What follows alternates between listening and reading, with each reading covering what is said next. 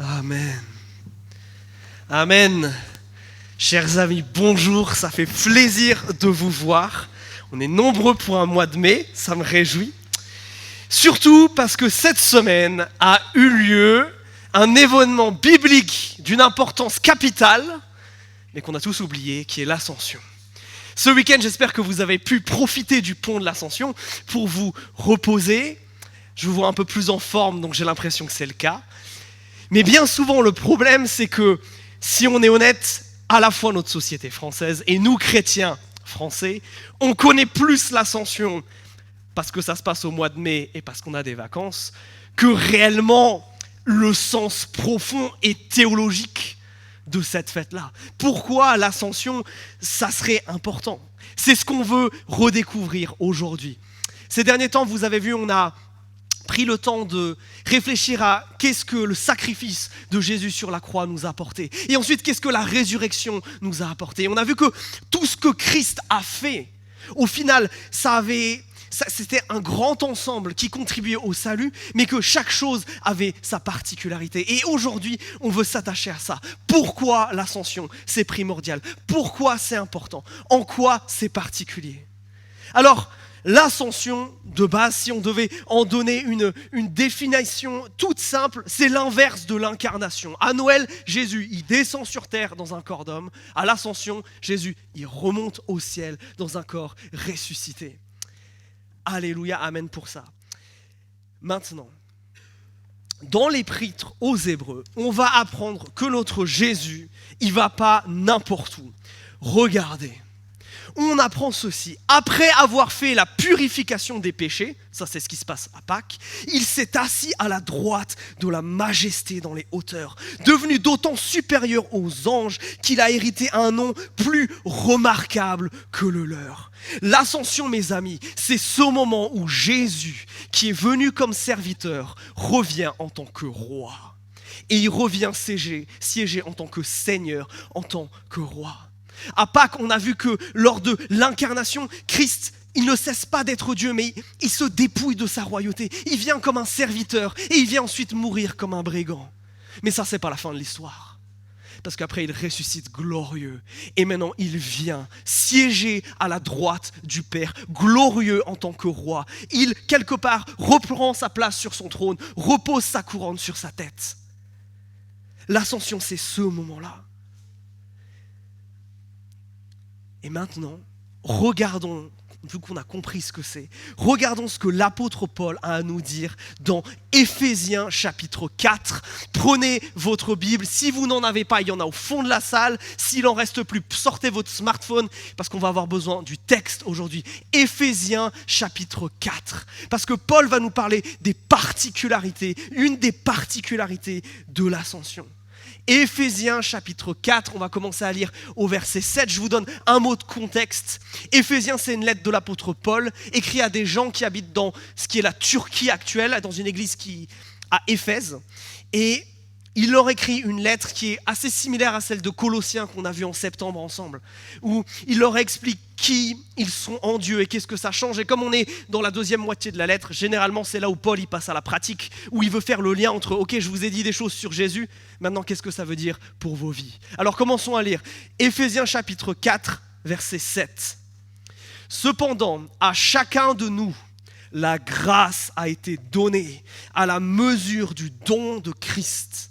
C'est pourquoi il est dit, il est monté sur les hauteurs, il a emmené des prisonniers et il a fait des dons aux hommes. Or, que signifie il est monté, sinon qu'il est aussi descendu dans les régions les plus basses de la terre? Celui qui est descendu, c'est celui qui est monté au-dessus de tous les cieux afin de remplir tout l'univers. » Je m'arrête là. De quoi Paul est en train de nous parler? Parce que peut-être vous vous dites, attends, elle est où l'ascension ici? Il y a une histoire de montée, mais je ne comprends pas le rapport avec ce qu'on vient de voir en fait. En fait, ici, Paul va faire quelque chose. Il va nous laisser regarder derrière le rideau. Il va nous laisser voir ce qui se passe en coulisses. À l'ascension, la seule chose que les disciples ont vue, c'est Jésus qui leur dit au revoir et Jésus qui monte. C'est ça qu'ils ont vu. Mais il se passe quelque chose d'autre dans le monde spirituel. La réalité ne s'arrête pas à ce que nos yeux voient. Et ici, Paul, il va citer un psaume de l'Ancien Testament, le psaume 68, qui dit ceci. Il est monté, et regardez ce qui s'est passé à l'ascension, il a emmené des prisonniers et il a fait des dons aux hommes. À l'ascension, il y a donc un échange. Le pont de l'ascension, c'est ça. C'est Christ qui monte avec des prisonniers, ok, et il envoie des dons. Intéressant.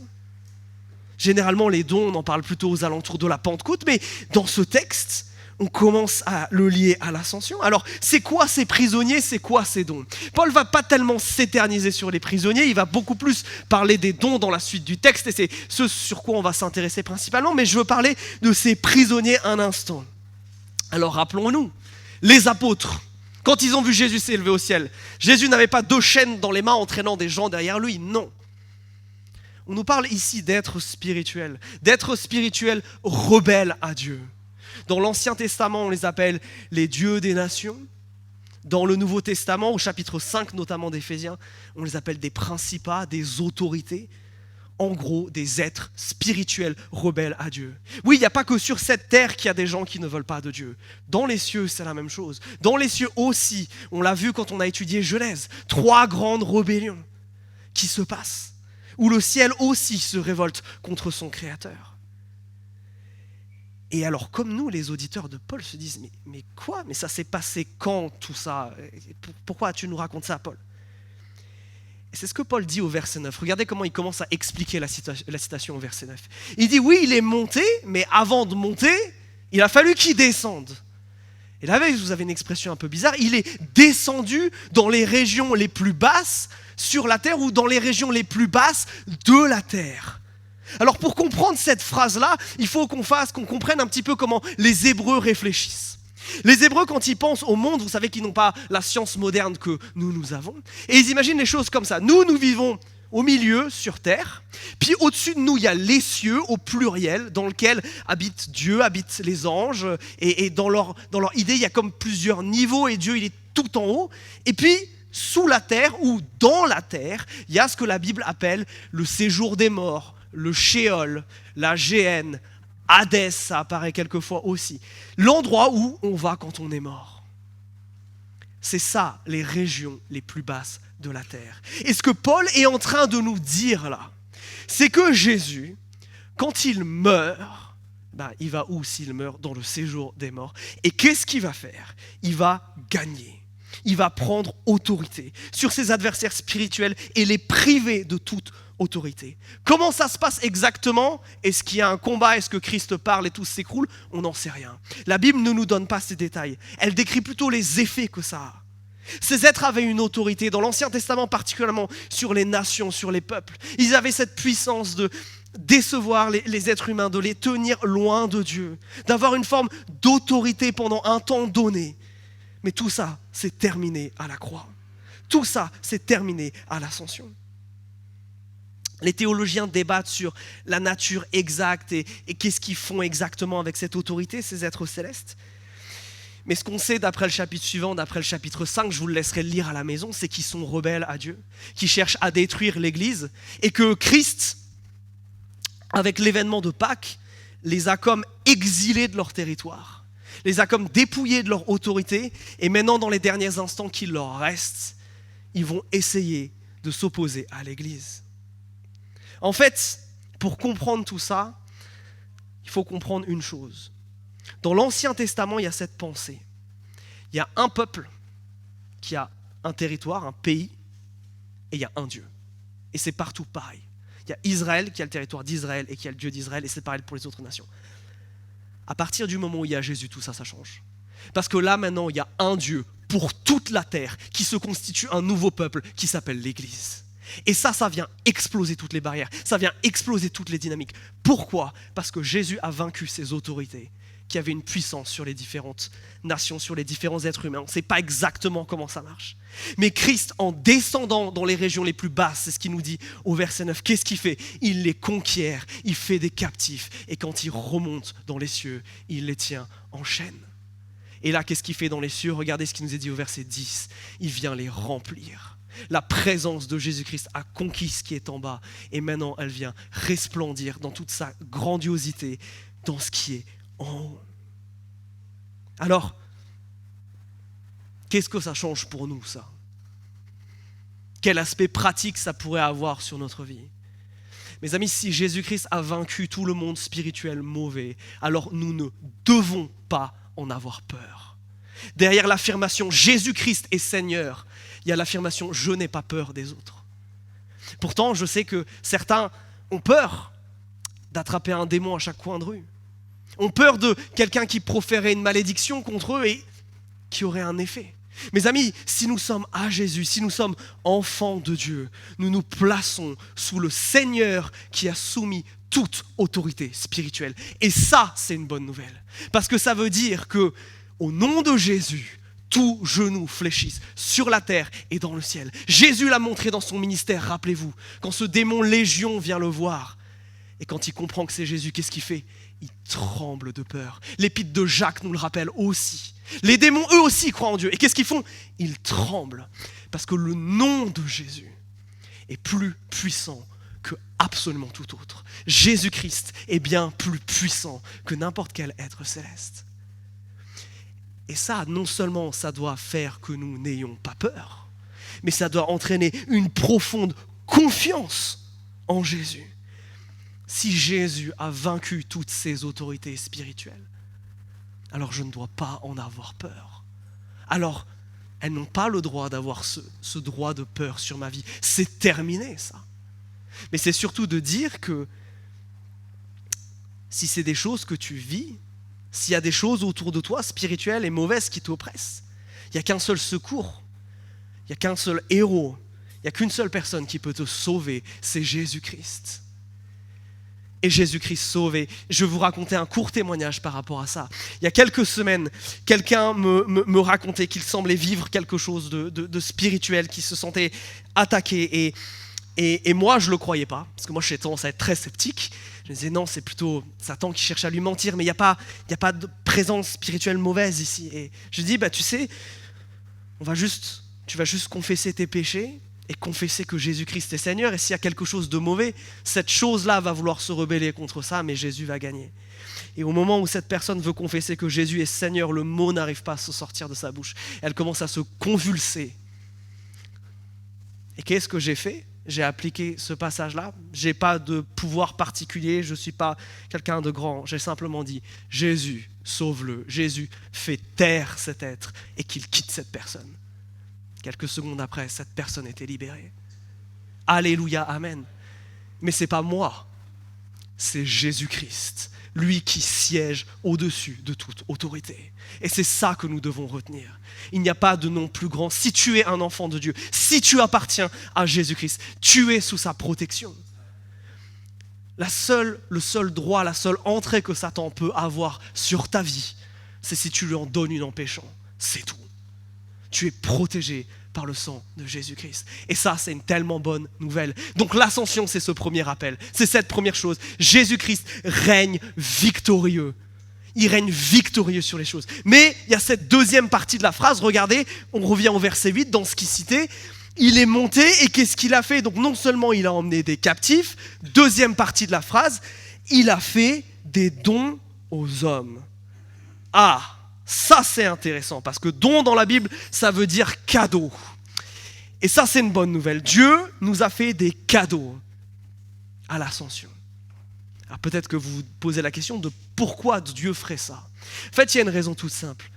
Notre Jésus, il vient en tant que roi, mais il vient régner dans les cieux. Il ne vient pas régner encore, ça arrive un jour sur terre.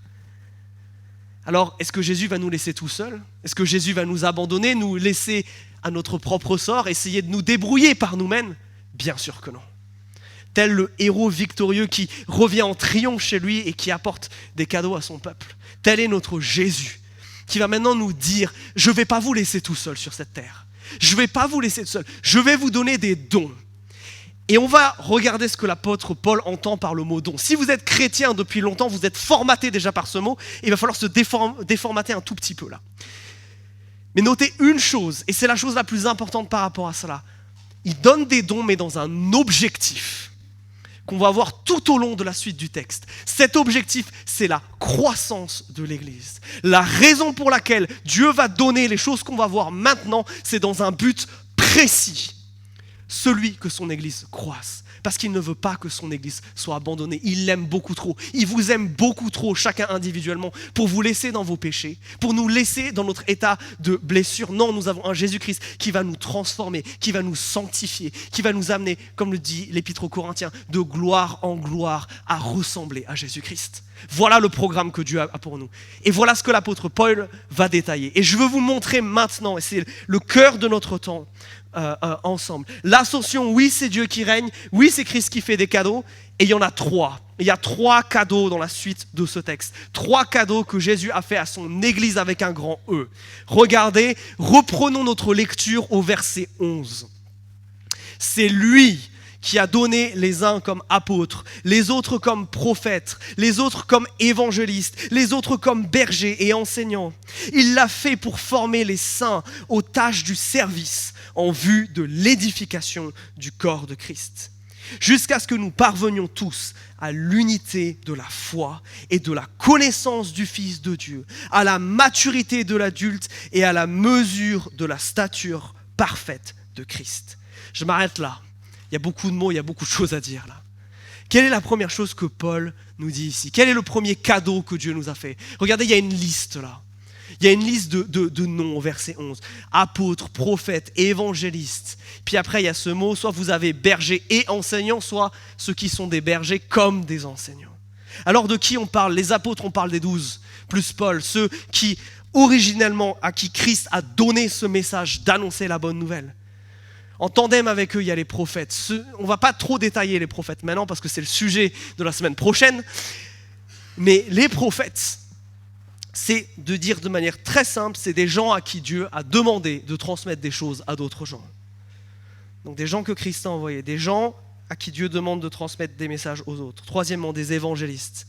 J'appelle ça des paraphraseurs professionnels.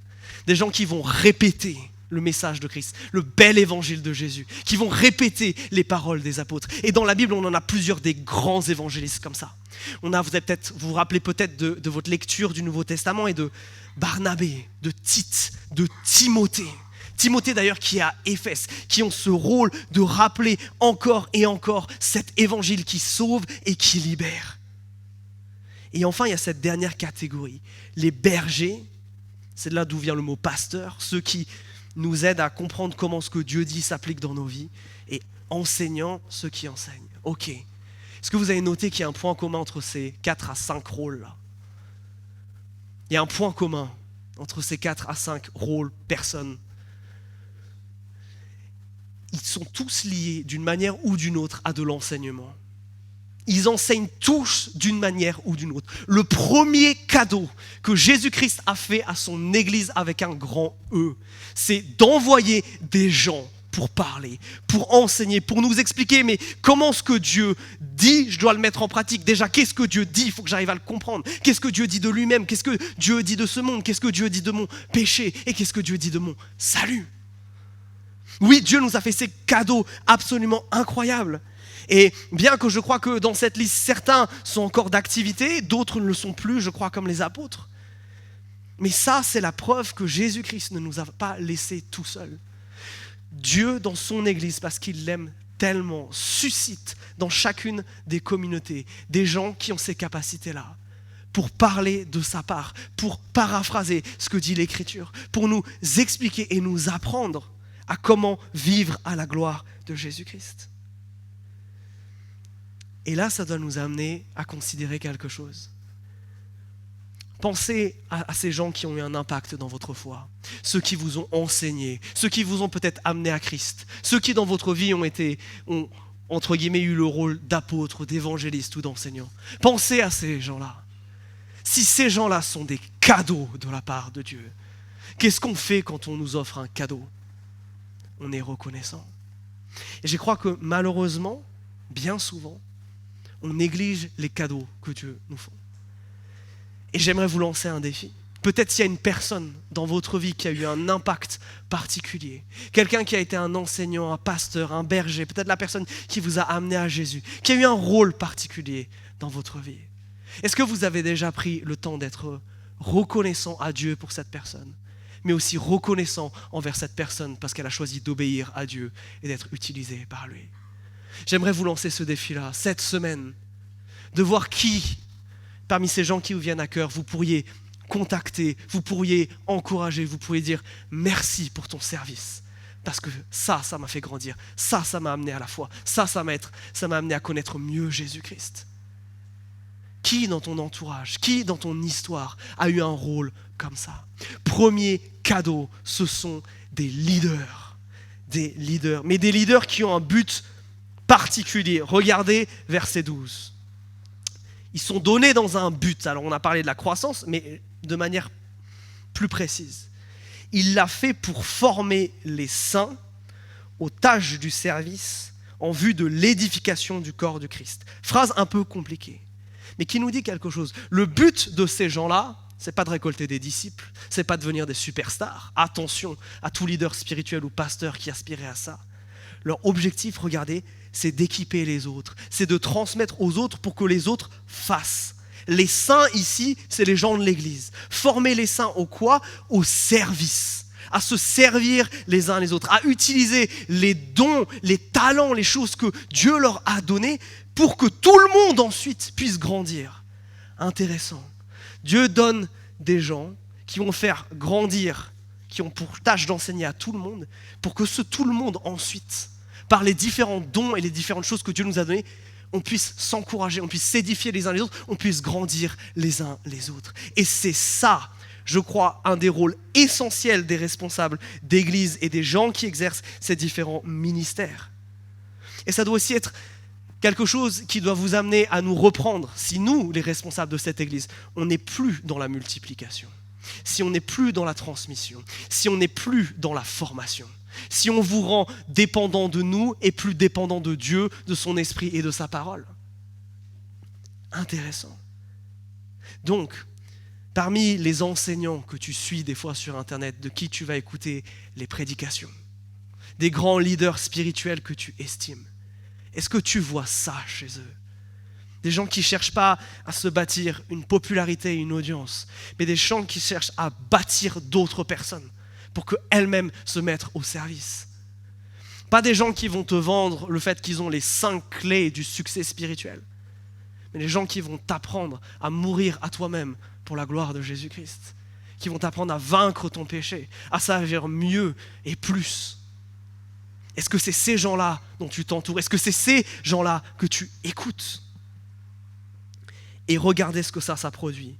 C'est le verset 13. Il y a 3 résultats à ça. Si on vit ça dans nos églises, il y a 3 choses qui se passent. 1, l'unité. 2, la maturité. Et 3, il y a cette expression bizarre à la fin là, d'être à la mesure de la stature parfaite de Christ. C'est Paul qui fait une envolée lyrique pour dire la chose suivante, pour que nous ressemblions à Jésus. Être un chrétien mature, être un chrétien uni et être un chrétien qui ressemble à Jésus, c'est lié à quoi? Au fait de se laisser enseigner et d'ensuite servir. Oh. Vous voyez que l'apôtre Paul, il n'est pas en train de nous dire, je vais vous donner justement des secrets. Dieu a prévu des choses secrètes pour vous qu'il faut découvrir. Non. Je vous ai donné des choses. Et maintenant, il faut que vous les utilisiez. Ce que vous avez là, ce que je vous donne, c'est des gens qui ont des capacités d'enseignement, des capacités pour vous amener à servir Dieu. Pour que ensuite, regardez les résultats qui sont tellement beaux. L'unité dans la foi, dans notre compréhension de ce que dit Dieu, dans notre compréhension particulièrement de qui est Christ. La maturité et cette idée ensuite de ressembler à Jésus. Et ça nous rappelle quelque chose d'essentiel, les amis. Nous ne pouvons pas être chrétiens tout seuls. Un chrétien sans église, c'est un chrétien en danger. Un chrétien sans église, c'est un chrétien qui ne grandira pas. Parce que ce que Dieu nous a donné pour la croissance, regardez, tout ça s'exerce dans le cadre de l'église. Si nous ne nous attachons pas à une communauté locale, si nous ne faisons pas ça, alors malheureusement, nous ne pourrons pas grandir. Et ça, c'est une question que tu dois te poser. Peut-être que, en ce moment, c'est un peu difficile dans ta foi. Peut-être que tu te sens dans un coup d'arrêt, que ça fait un moment que tu grandis plus. Est-ce que tu grandis plus parce que tu ne vis pas ça? Peut-être que la solution, elle n'est pas à coup de discipline spirituelle, de temps de jeûne et prière tout seul et de lecture de la Bible. Peut-être qu'au contraire, elle est dans l'Église, avec l'Église, à adorer Jésus en Église, à étudier l'Écriture et à l'appliquer en groupe de maison, à apprendre à être un disciple comme ça. C'est pour ça que dans notre Église, nous avons des groupes de maison. Parce que nous voulons grandir. Est-ce que nous nous privons des cadeaux? Parce que rappelons-nous, c'est ça l'ascension. Des cadeaux que Dieu nous donne pour grandir. Donc, un des leaders. Deuxième chose, continuons le texte. Verset 14 va faire un lien entre ce qui vient d'être dit et la nouvelle chose que Paul veut apporter. Ainsi, nous ne serons plus des petits enfants ballottés et emportés par tout vent de doctrine, par la ruse des hommes et leur habileté dans des manœuvres d'égarement. Mais, en disant la vérité dans l'amour, nous grandirons à tout point de vue vers celui qui est la tête, Jésus-Christ. Alors là, il va falloir qu'on fasse un certain nombre de débunkages. Parce que là, vous avez un des versets les plus cités de l'Écriture et des plus mal cités de l'Écriture. C'est cette histoire d'amour dans la vérité.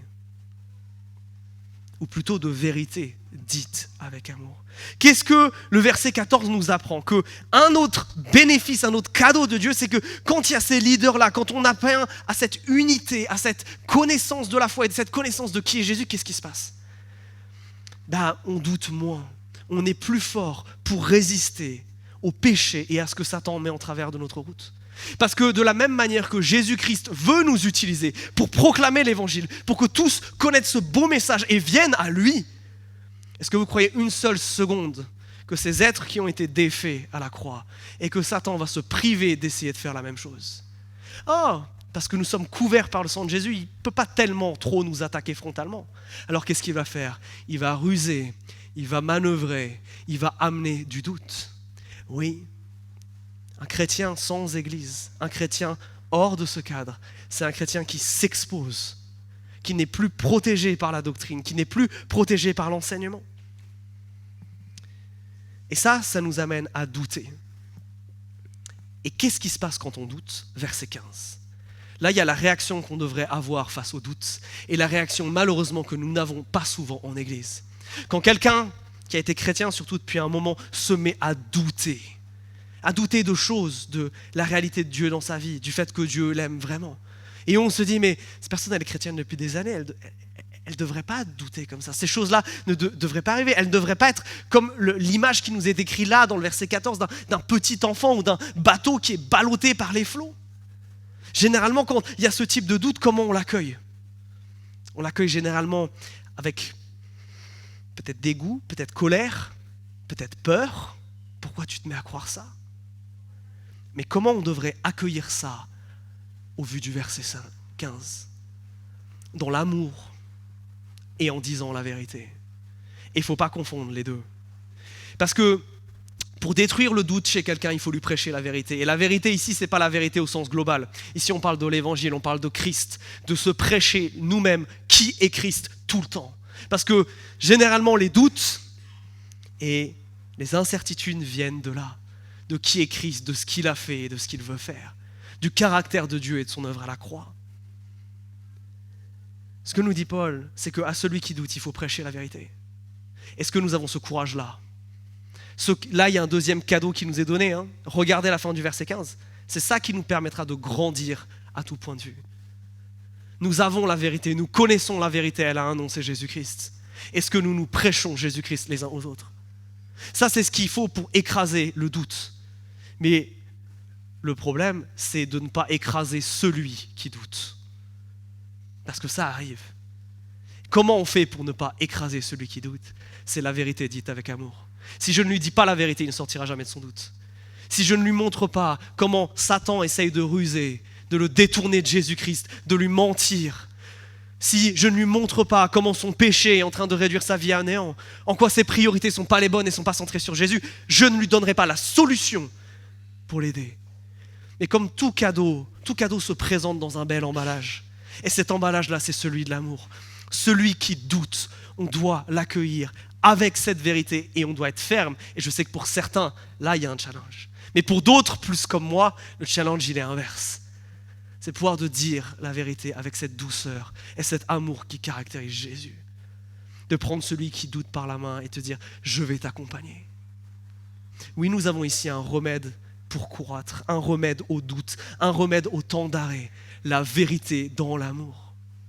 Parce que si nous creusons bien, derrière chaque chose qui nous arrête dans notre marche à Jésus, il y a un doute sur qui il est ou ce qu'il fait, systématiquement. La seule manière de détruire ça, c'est de ramener la vérité au premier plan, et toujours avec amour. Est-ce que c'est quelque chose que nous faisons ? Est-ce que nous avons le courage de dire cette vérité ? Est-ce que nous avons la douceur de le faire avec amour ? Moi, ce texte m'a vraiment repris sur cet aspect-là. Parce que pour Christ, le fond sans la forme, il est péché. La forme sans le fond ne libère pas. Il faut les deux. Est-ce que c'est ce que nous amenons ? Christ crucifié et ressuscité, avec tout l'amour possible. Ça, c'était le deuxième cadeau. Connaître la vérité et pouvoir se la dire avec amour, parce que c'est ça qui résout bien des problèmes du cœur. Troisième chose qui amène à la croissance, c'est ce verset 16. Regardez. On a encore une phrase bien longue de l'apôtre Paul. C'est de lui, donc de Jésus, que le corps tout entier, bien coordonné et solidement uni, grâce aux articulations dont il est muni, tire sa croissance en fonction de l'activité qui convient à chacune de ses parties et s'édifie lui-même dans l'amour. Une phrase un peu compliquée, mais dans laquelle Paul utilise sa métaphore préférée pour parler de l'Église, celle d'un corps humain. Paul, il l'utilise à toutes les sauces. Et dans sa métaphore, c'est Christ qui est la tête, c'est Christ qui est le chef. Et nous tous, tous les chrétiens, nous sommes ces différents membres, ces différents doigts, ces différentes articulations. Et qu'est-ce qui nous est dit là ? C'est que, évidemment, c'est Christ qui nous a unis. C'est Christ qui nous coordonne. Super, il agit pour notre croissance. Mais regardez comment ce corps tire sa croissance. Il la tire en fonction de l'activité qui convient à chacune de ses parties. Phrase compliquée, mais qui est tellement importante. Là, on nous parle que chacun individuellement, nous avons un rôle à jouer. Chacun de nous, individuellement, nous avons reçu des dons. Et c'est quelque chose qui est en filigrane, qui est caché depuis le début du texte. Regardez, c'est déjà là au verset 7. Regardez, c'est présent aussi au verset 12, quand on nous dit qu'on doit être équipé. Pourquoi ? Pour le service. Et ça, c'est la troisième chose que Dieu veut nous donner. Il veut nous donner des dons pour que nous puissions nous édifier mutuellement. Et je veux vous montrer une petite définition du mot don. Parce que je crois qu'il y a aussi beaucoup d'erreurs autour de ça. Un don, c'est quoi ? C'est une capacité particulière que Dieu donne aux chrétiens pour s'édifier mutuellement. On parle de quelque chose qui n'est là que dans l'Église, mais qui a un but. Le but des dons, c'est pas de trouver ta place. Je déteste cette expression.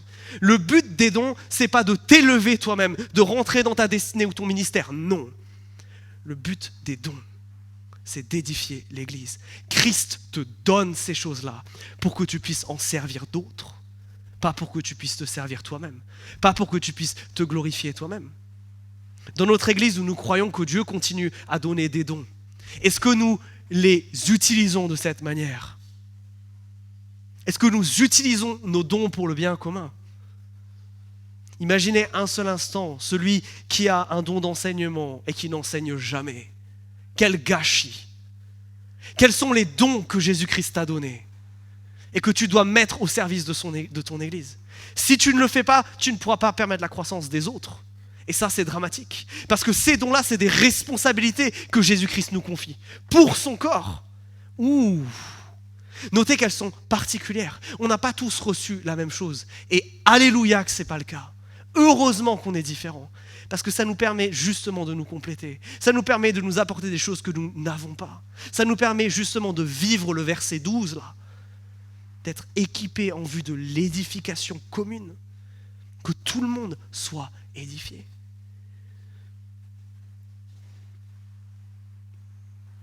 Alors, Ces dons, on va en reparler un petit peu la semaine prochaine. Peut-être que tu te demandes comment les connaître, comment les savoir. Je crois qu'il n'y a pas de test de dons ou de choses comme ça qui soient pertinentes. Je crois que la question à laquelle tu dois répondre, c'est comment est-ce que tu aimes aimer l'Église ? Quand tu veux aimer les autres, quand tu veux édifier les autres, qu'est-ce que tu fais naturellement ? Comment Dieu t'utilise la plupart du temps ? En répondant à cette question, tu te trouveras sans doute sur le chemin de quels sont tes dons et la manière dont Dieu veut t'utiliser. Parce que sache-le, Dieu veut t'utiliser. Est-ce que tu utilises ces dons pour la croissance mutuelle ? Est-ce que tu l'exerces pour le corps ou est-ce que tu les caches ?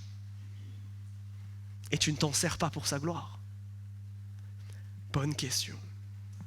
Alors, mes amis, si je dois résumer tout ce qu'on a dit, l'ascension, c'est un événement important. Pourquoi ? Parce qu'il nous rappelle que Christ a tout vaincu, que tout pouvoir, toute autorité plie le genou face au nom de Jésus-Christ. Le fait que nous puissions dire que Christ est roi, que Christ est Seigneur et que Christ règne, c'est à cause de l'ascension. À la résurrection, Jésus a vaincu. À l'ascension, il est monté dans les cieux. À la résurrection, c'est comme quand un candidat gagne une élection présidentielle, il est élu à ce moment-là, mais il n'entre en fonction qu'un peu après. C'est exactement ce qui se passe entre la résurrection et l'ascension. L'ascension, c'est Jésus qui vient avec gloire et majesté. Mais ce n'est pas que ça. C'est aussi ce Jésus qui nous donne des dons. Et c'est ces 3 types de dons qu'on vient voir, ces 3 choses qu'il a données à l'Église pour qu'elle puisse grandir. Des leaders, des gens qui ont une responsabilité d'enseigner, pour que l'Église grandisse et puisse se servir mutuellement. C'est le fait que nous connaissions cette vérité et que si nous la communiquons avec amour, alors Christ peut briser toutes les chaînes, alors Christ peut changer toutes les vies, alors Christ peut débloquer les situations les plus désespérées dans notre croissance individuelle. Et enfin, il nous a donné des dons individuels que nous devons mettre à son service, qui n'ont pas été donnés pour que nous les gardions cachés, mais pour que tous puissent grandir à Jésus. Que si nous ne les exerçons pas, nous privons d'autres de grandir avec Jésus. Ouf, ça c'est dur. Alors mes amis, je vous propose que nous puissions répondre à ce que le Saint-Esprit nous a dit dans ce texte. Est-ce que pour toi, répondre au message de l'ascension, c'est peut-être être reconnaissant pour les personnes que Dieu a mis sur ton chemin et qui ont cet impact-là ? Est-ce que pour toi, peut-être l'ascension, ça veut dire te mettre au service de Dieu. Voir comment tu peux mettre tes dons en œuvre. Est-ce que pour toi, l'ascension, c'est peut-être prendre le courage d'aller voir cette personne que tu connais et qui souffre, peut-être dans ton groupe de maison, peut-être dans ta famille, peut-être dans ton entourage, et lui proclamer cette vérité qui peut le libérer avec tout l'amour qui vient du ciel. Je veux que vous puissiez prendre le temps de réfléchir à cela et d'en choisir un. Parce que mes amis, si Dieu nous a donné cette parole et si Dieu nous a donné cette Bible, ce n'est pas juste pour que je vous fasse un exposé sympathique.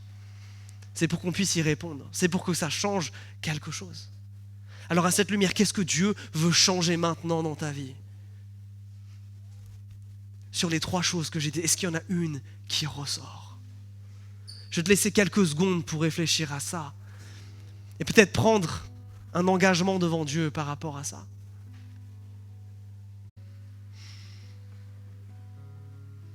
Seigneur Jésus. Oui, Seigneur Jésus. Nous venons devant toi. Et Seigneur, émerveillé parce que tu es ce Dieu grandiose qui a vaincu la mort, qui a vaincu notre péché et qui veut encore nous transformer. Celui devant lequel les démons tremblent et tous ceux qui voudraient porter atteinte à l'Église sont terrifiés. Seigneur, ça c'est toi. C'est toi qui es si grand, qui es élevé. Seigneur, merci parce que tu ne nous as pas laissés seuls sur cette terre. On va en parler la semaine prochaine, tu nous avais envoyé ton esprit, mais tu nous as envoyé des cadeaux. Et Seigneur, quel cadeau tu nous as envoyé. Merci parce que tu nous envoies ces gens pour nous occuper. Merci parce que tu nous donnes ce message de vérité qui peut changer des vies. Merci parce que dans ta grande bonté, tu veux même nous impliquer dans ton plan et nous impliquer dans cette œuvre de croissance en nous donnant des dons. Et Seigneur, on ne veut pas négliger tous ces cadeaux. Seigneur, on veut te dire merci pour qui tu es. Alors, chers amis, je vous invite maintenant à élever vos voix, une dernière fois, à adorer le Dieu qui est monté jusqu'aux cieux.